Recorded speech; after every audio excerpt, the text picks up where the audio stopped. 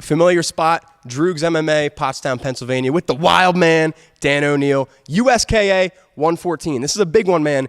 In Pottstown, where the gym is.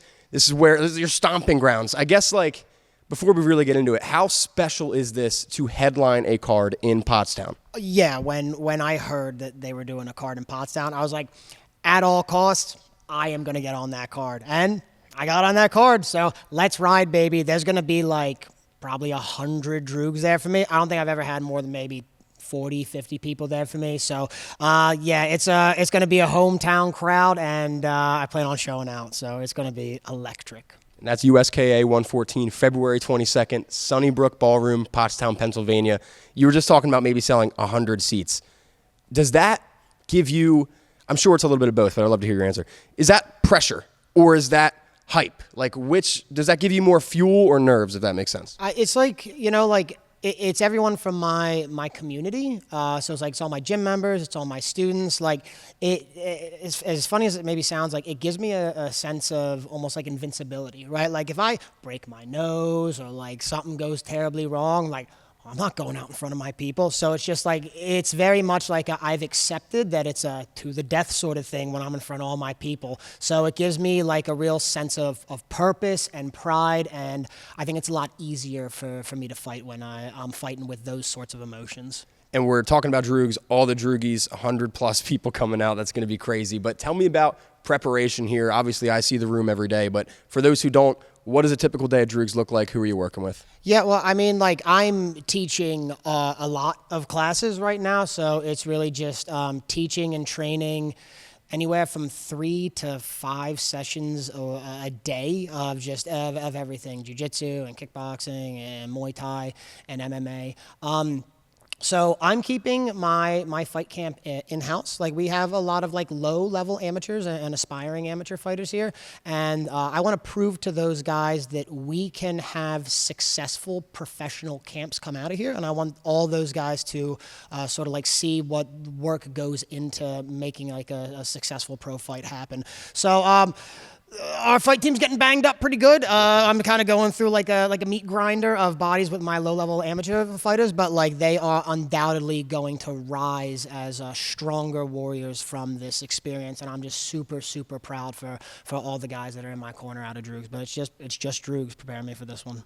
And as you said, you've been teaching a lot of classes. With that, you just touched on this too, but what's sort of like the mantra at Droogs? Like, what's the attitude, what's the aura of the place that you want to like give others? Yeah, no, absolutely. So we have like a saying here that time on the mats equals skill acquired. And if we are fighting in like very theoretical and cerebral ways, as opposed to just like full sending all the time, it's a lot easier for us to like stay fresh and get a lot more mat time. So we're really just like, we're a very cerebral school in both our approach to striking and grappling, and I really hope to showcase that in this fight. Dylan Harnish up at Midworld MMA. No strangers to me. I know the guys up there, a good group of guys. Talk to me about this fight, specifically first, Dylan. What are your thoughts on Dylan? What do you know about Dylan? So Dylan's a super, super good kickboxer. I think he's a 3-time USKA champion. I know that he had his first pro fight against like Chaka Worthy in Pittsburgh.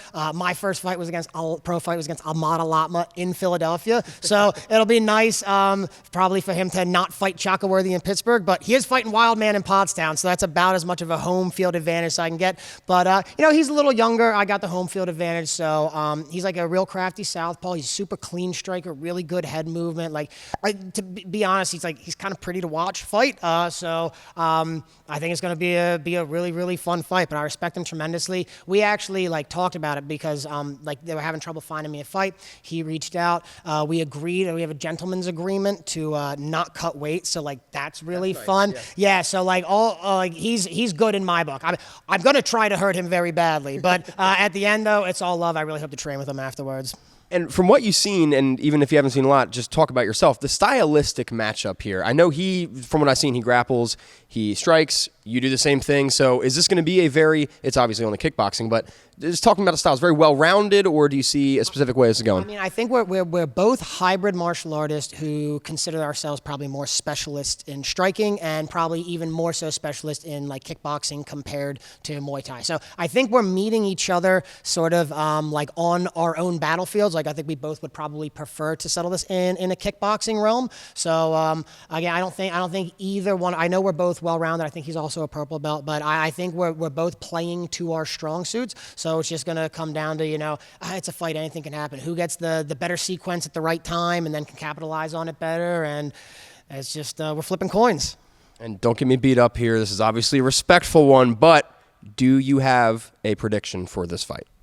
Yeah, I mean, like, if you predict, I'm going to go out there, I'm going to knock him out in the first 30 seconds, and then you blow your load in 30 seconds, then you got 14 and a half minutes where you're like, I really wish I didn't predict that. So, no, I'm predicting a 15-minute, a technical fight for 15 minutes. So there's probably going to be some adjustments made mid-round and between rounds. My team and my wife, she's my head cornerman, like, they really know my game plan. We have, like, a plan A, plan B. We know sort of what his main weapon sets are and sort of how he likes to move. So we're just going to try to, have a good technical fight and try to edge him out with skill. But we got 15 minutes to do that, but I'm planning on going 15 minutes.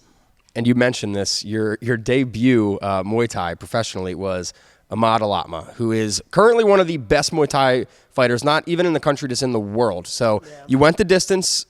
What lessons did you learn from that loss? Is there anything particular you're like, I have to pay attention to that this time around? Yeah. So yeah, without like giving too much away, like he was an extreme. Honestly, I even like. Anyway, this is a stylistic. We don't have to give spoilers here. It's funny because, again, me and Dylan kind of talk. Like, I actually gave Dylan a scouting report on Ahmad in preparation for a fight that ended up not materializing. So I don't think this is new information, but Ahmad had a very, very quiet, low telegraph left kick that was really hard to engage with, and I think it kept me on the back foot the whole time. So I think I've learned a lot of lessons from dealing with like crafty southpaws, and I think I have a better plan of attack going forward against what is, quite honestly, a very similar style opponent in the weapon sets he likes to use. So your lessons were very technical, so to speak. Absolutely. That makes sense, man. And something I know about you, a lot of the people here at Droogs know about you, is other than the WILDMAN Dan, you're the Gambling Man Dan. This weekend, Israel Adesanya, Nasruddin Imavov. I don't have the odds in front of me. I'm a bad journalist, but who do you got in that fight? Who should the people bet on here? The over on strikes landed. He knows the odds. I was going to say, let's go over on strikes landed. I think, Adesanya, he doesn't necessarily have that crazy power, and I think he's probably going to try to be a little bit more technical coming off of a couple losses recently. So I expect it to be Adesanya sticking and poking and moving, but I think he's going to rack up a lot of strikes on the feet. I think he's going to go the distance. So over on total strikes and to go the distance. Hey, Oma Fight likes to bet. I had to put that in there. Dan, before I get out of here, this is your gym.